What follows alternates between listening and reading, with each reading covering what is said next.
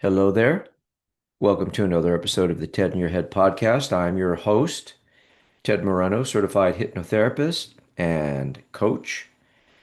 And in this podcast and in my work, what I'm trying to do for myself and others is get rid of those things that hold us back from becoming the best that we can be. And I like to say that those are three things. Number one is lack. A feeling of scarcity, like we don't have enough already to move forward. That's very, very inhibiting.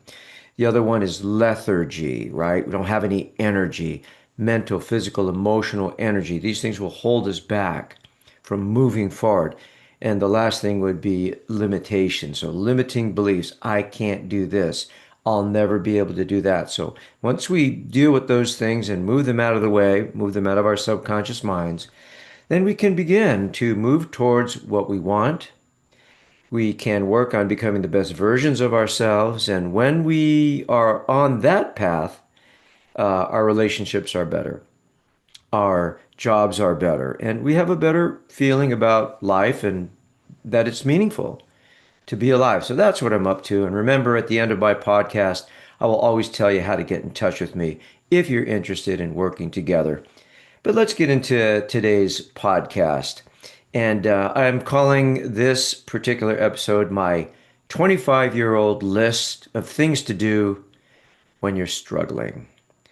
So I have a list, and here it is right here. This little list is 25 years old. I've been hauling it around. Uh, so what happened was this morning I got up. It's raining here in Southern California, which it doesn't do a whole lot, so it's nice when it rains here. But I got up and it was kind of rainy and gloomy, and I didn't really want to do anything. And so I went outside to see how hard it was raining. I was kind of hoping that it was raining really hard because I don't want to take my walk in the morning when it's raining really hard. But, it wasn't raining hardly at all. So I said, well, great. That's a sign that I can go take my morning walk. And if you've been following me for any length of time, you know that I love to walk in the morning. There's a beautiful lake. It's called Pudding Stone Lake, and it's in a very large regional park called Bonelli Park. And so I like to go out there and walk around that beautiful lake, and it's quite nice for me. But like I said this morning, I didn't want to do anything, uh, but it wasn't raining, so I went on my walk, and it was a wonderful walk. It was cool and no rain. I was the only one walking around, and it was a wonderful experience. While I was walking, I started asking myself, do I want to do a podcast today? Because I was feeling lazy and I didn't want to do a podcast. And then, of course, the other side of me, the business person, right, said, well, you probably should do one because you're probably not going to do one the day after Thanksgiving because that's usually a busy day. So I was kind of going back and forth, and finally I said, I'll let the universe tell me whether I should do a podcast or not. So I was finishing up my walk, and at the end of my walk, it started raining gently. And that felt good. That felt good. It was like the universe was telling me, okay, we're going to start raining now, so you might want to, you know, finish this up and go home. And I appreciated that little heads up. And in that last maybe 10 minutes that I was walking, there was a gentle rain. I was listening to some very calming music, and I just felt good. I felt good. I felt peaceful. I felt tranquil. And this is a great way to start the day, obviously. And I was reminded of my list, my 25-year-old list. And it's a list that somebody had given me back in 1990 when I was really going through some hard times. I was really struggling. And somebody who knew me well said, "Look, I have a list, and I'll give you the items on this list." They're talking to me over the phone. So I wrote this stuff down. I wrote it down on this little piece of paper here. And I'll tell you what, that list kind of really saved my butt at that time. So the universe said, "Hey, why don't you do a podcast and share your list? And so here I am. Here's my list of 16 things that you can do when you're struggling, when you're not feeling good, when you're stressed out. They're pretty simple. You've heard of all of them. But I'm going to share you this particular list that I've been hauling around for 25 years. So the first one, number one, pet a cat or a dog. Now, I'm not a big animal person, sorry, but we do have a cat. And to be honest with you, petting the cat is nice. The cat likes it too. And it's soothing. So the first thing I do when I get up is the cat's right there wanting to be petted. So I feel like I'm doing something nice for the cat.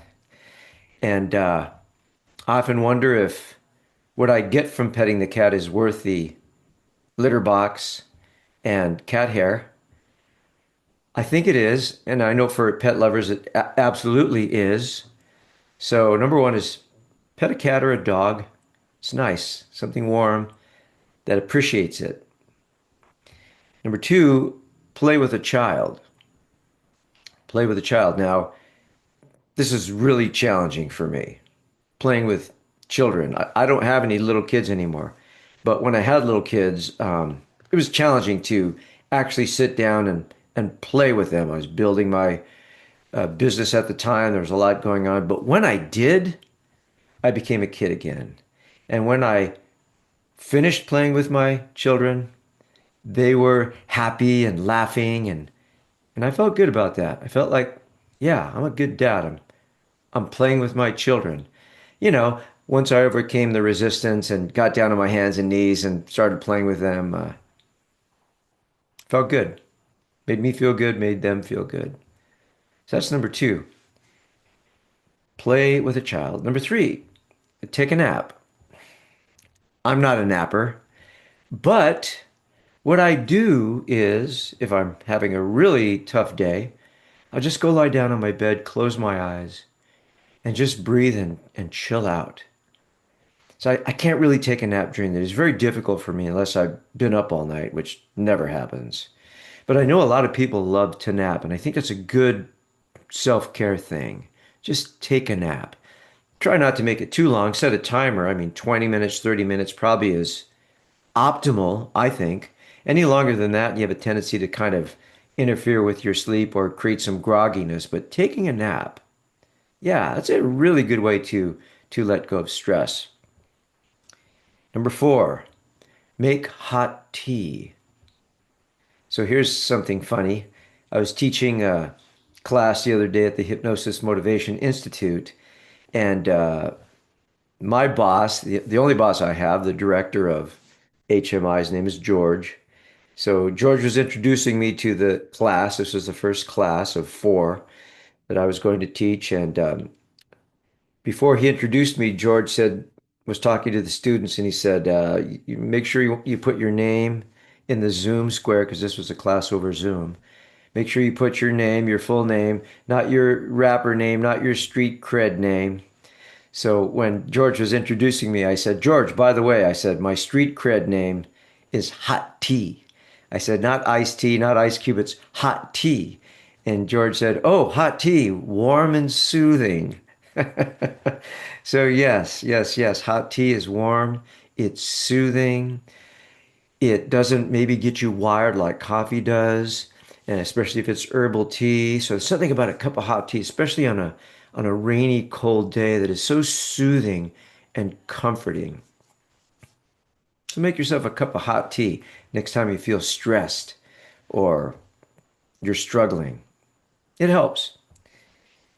Number five, take a walk with a friend or take a walk. Get out. Doesn't have to be a long walk. Walk around the block. Look at the sky. Look at the trees. Look at the flowers. You know, some people have amazing landscaping. Like, how do they do that? All these beautiful flowers and rose bushes and I can't seem to do that in my yard. My yard looks good, but not like some of these other people. So I really enjoy taking a walk and looking at the beauty that's out there. And if I can walk with somebody, that's wonderful.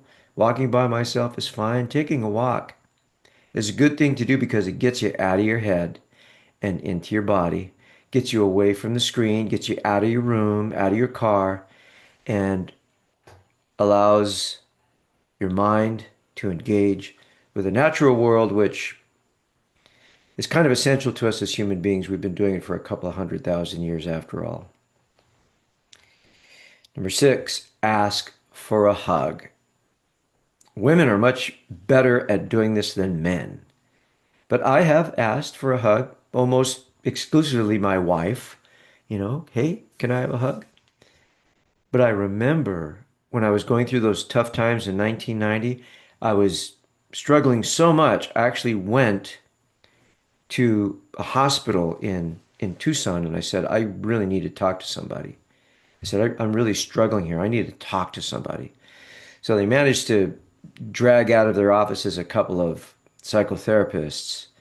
And so I kind of spilled my heart out and cried for about an hour, and they just nodded their head. In 1990, I was 30 years old. So I was just a young, skinny kid. And so they're nodding their head. They didn't really give me any advice. They didn't really say anything. Um, but at the end, when the hour was up, I was like, can I have a hug? And you would have thought that I asked them to, do the hokey pokey or something. They looked at me like, really? But they both, to their credit, gave me hugs. And then a few days later, I received the bill for $300. So it was worth the hug, though. So ask for a hug. Number seven, do something not useful but fun. Do something not useful but fun. Okay. I think we're all pretty good at that, but sometimes we forget to do that when we're struggling or having a tough time in life. Do something fun, not necessarily useful. So engage with something that is something that brings enjoyment, something that brings you joy. Enjoy, joy within, right? All right. Number eight, sit by a lake or a stream. I did that this morning. I sat by the lake, looked out over the lake, not for very long on my walk. But there's something so soothing and so comforting about that. Of course, if you don't live near a lake or a stream, it might be more difficult to do. But if you get the opportunity, take it. Or sit by the beach. Just sit and be still. It's so healing. Yet, so few people do it. And that's why I'm sharing this list with you, right? So maybe you will. Maybe you'll do it. Nine, work in a garden. So I'm a gardener. Spend a lot of time taking care of my plants and trees, watering them, weeding. And sometimes I'm out there for hours, even when it's really hot. But I get something from that. My fingers in the earth, making things grow, creating a beautiful landscape. It's very, very healing. Talk to anybody that gardens and they'll tell you how grounding it is. And you don't need to go out there and garden for hours. Just, go water something or plant something, nurture something. Or if nothing else, just sit in the garden. I had a client one time, very busy guy in the movie industry. He told me that he has a backyard that's landscaped and beautiful and he has guys every week coming and keeping it in good shape, but he never goes out there. So that was his homework. I said, look, your homework is to go out there every day this week and sit in your wonderful, beautiful landscaped garden backyard. And he said, when he came back, he said he did and he liked it. So I hope he's still doing it. Haven't seen him in a while. He's a very busy guy. Number 10, meditate. Meditate. What is the essence of meditation? It's sitting, closing your eyes, and focusing on your breath. Now, there's all kinds of different types of meditation, but the simplest is sit down, close your eyes, and breathe. You could meditate while walking too. It's just completely present to what you're doing in the moment. This pulls your mind away from everything out there, all the worries, all the concerns, all the negativity, and just allows you to be here now. So the essence of meditation is presence and awareness and mindfulness of what's happening now. And the thing that's always happening now is the breath. And that's why so much of meditation is focusing on the breath. So even 5 minutes can be helpful. Although if you're not used to doing this, it might seem like an eternity. So give it a shot. Number 11, listen to your favorite music, something I do every single day. I listen to my favorite music. I love music. Music's my thing. So putting on some music, not as background, although that's helpful, but just listening to your favorite music, your favorite song, like just sitting there and playing that favorite song and listening to it. Again, mindfulness, presence, something that brings you joy. Just, I remember, again, I was going through a tough time. This is a different tough time. I had a lot of tough times when I was living in Tucson, Arizona, and somebody had broke into my house and they'd stolen my CD player. Couldn't play any music. I could play the radio, but I'm not a big fan of commercial radio. I like playing my own music, but they broke into my house and they stole my, hurts me to say it, they stole my guitar and they stole my CD player and a couple of other things that weren't important to me. So a week went by, I hadn't listened to any music. Finally, I broke down and I went to J.C. Penney and I bought it's not a Walkman, it's a CD player. I forget what you call that. Uh, I can't remember, but it's a Walkman CD player, right? So I went and bought it, and I grabbed one of my favorite classical music CDs, and I went onto the campus of the U of A under a shady olive tree, and I just listened to that CD on my new CD player, portable CD player with headphones. And oh my God, I just remember being so grateful that I could listen to music again. So, and I just sat there, I listened to the whole thing. Took about 45 minutes, and it was probably the best experience I'd had for like months.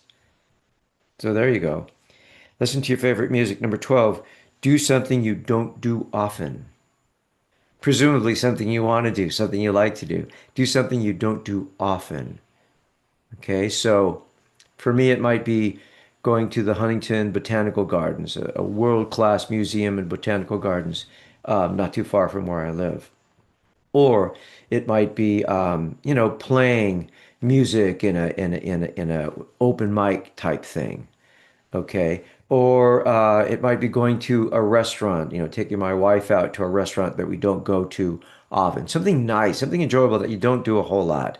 Just to treat yourself, I think is a really awesome thing to do, just to feel good for a short period of time. Um, Number 13, read a novel.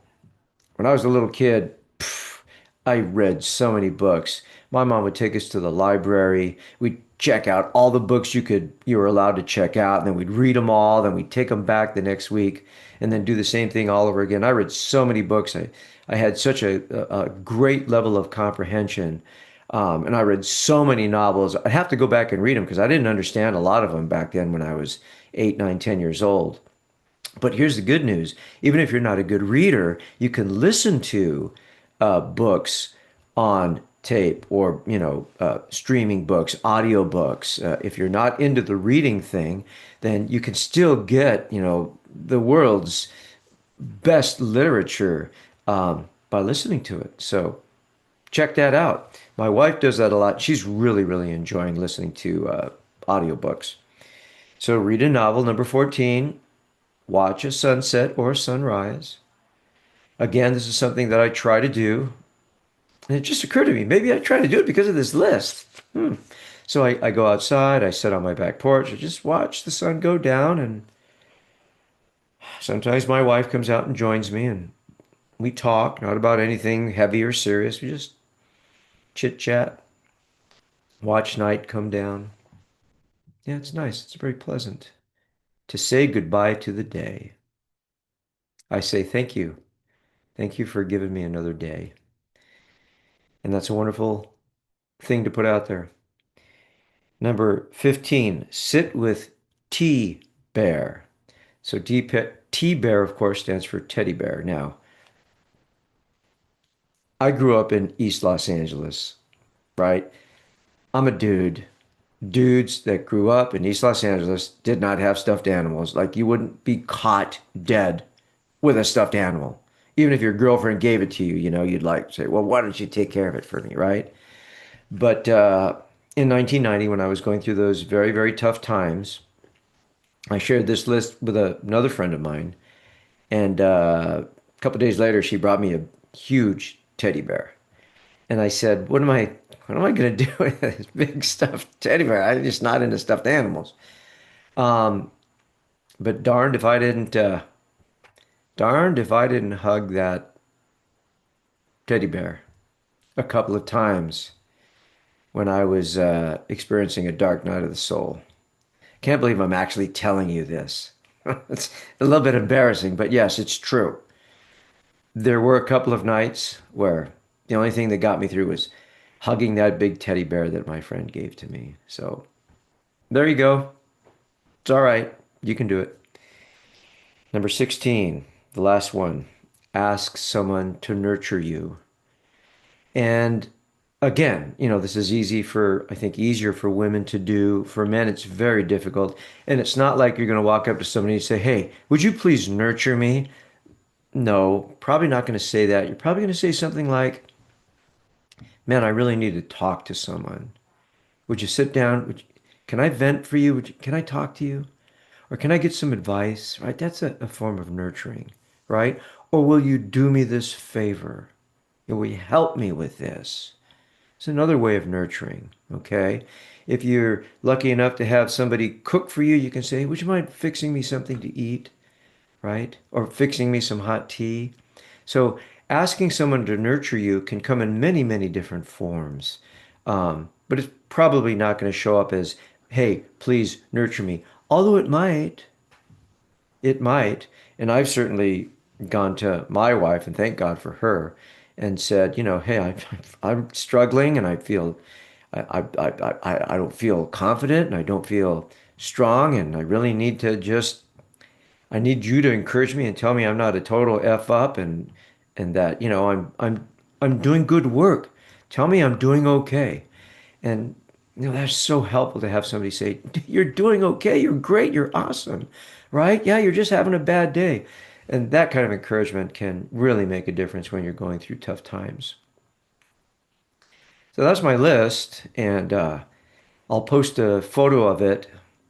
And I've had this list for 25 years, and somebody was kind enough and cared enough about me to give me this list over the phone, and I wrote it down on this piece of paper. And so now I'm sharing it with you, and I invite you to take these items and write them down and change them or add your own list so that you have your own list of things you're going to do when life sucks or life is challenging or you're struggling. Because that's the ultimate form of self-care. When we're struggling or in a bad place and we're able to ask ourselves, what can I do? What can I do to make it better? What can I do to feel better? Okay? And of course, one of those things, I'm not saying you should put it on your list, but one of the things you can do is you can get in touch with me to have a complimentary half-hour consultation. We can talk about your challenge. We can talk about hypnosis, hypnotherapy, how it might work for you. And if you're ready, we can schedule a session over Zoom or in person if you're local. So keep that in mind. I also want to remember that you can, in addition to watching this and listening to this, you can read it at tedmoreno.com/blog. Okay? So thanks so much for being here. Take good care of yourself. And if you can take care of somebody else, do that as well. Thanks a lot. Bye bye now.